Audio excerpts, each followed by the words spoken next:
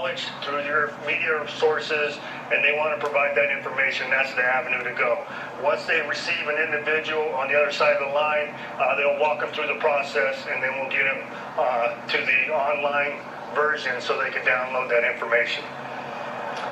Additionally, the coroner's office, as I repeated before, has set up a number for individuals to call, and that number is 1-866-535-5654. That is for individuals that do not have the ability to come down to the headquarters to discuss their family and friends in person. Now, the other critical piece associated with this and any mass casualty event is the need for blood. So United Blood Services have their services set up currently. They are receiving patients or donors at 6930 West Charleston and 601 Whitney Ranch in Henderson. So if you have the ability to donate blood to help the cause, please do so. Additionally, the Laborers Union is offering their facility, their medical facility at 7135 West Sahara for individuals that want to donate blood. And as always, UMC has a pod set up for individuals to go to UMC to donate blood. And that will be the gist of the updates at this time. So I'm happy to answer any questions. Sheriff, can you talk about what the scene was like in that room when your officer was inside? We believe the individual killed himself prior to our entry. How many weapons was he found with? We are still going through the search warrant actively at this time, but it's in excess of 10 rifles. What's the status of Marilyn Danley?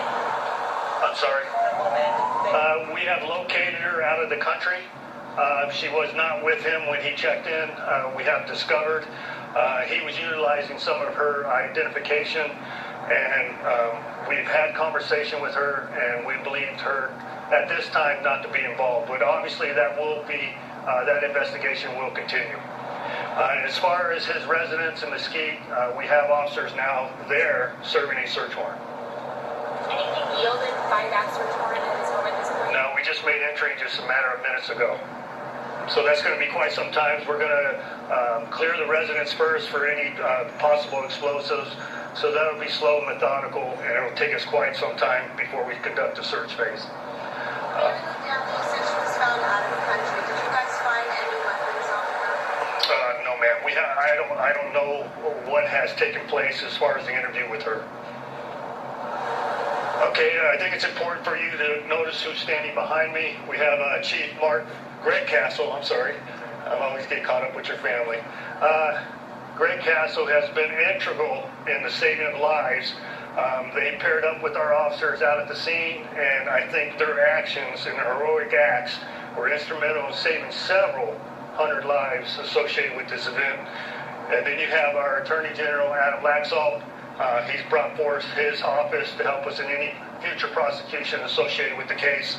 And you have the Special Agent in Charge, Aaron Rausch of the FBI.